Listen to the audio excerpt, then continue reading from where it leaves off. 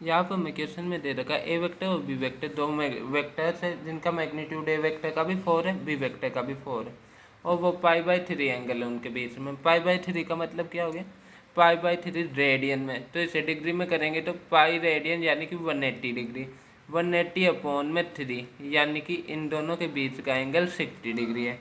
वाह, अब हमसे पूछा है कि ए वेक्टर माइनस बी वेक्टर, तो ए वेक्टर में से ये ए वेक्टर है मान लीजिए और ये बी वेक्टर, तो फिर बाद में ये सिंपली ऐसा बनेगा।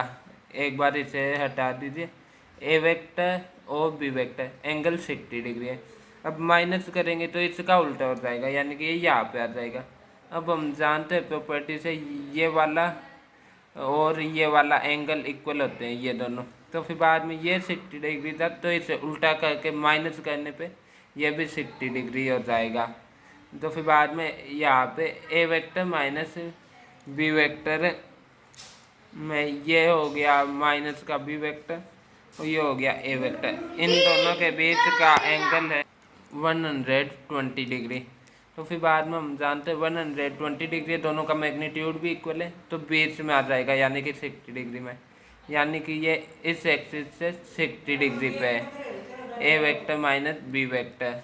और हमें मैग्नीट्यूड से लेना देना नहीं क्योंकि हमें एंगल पूछा है।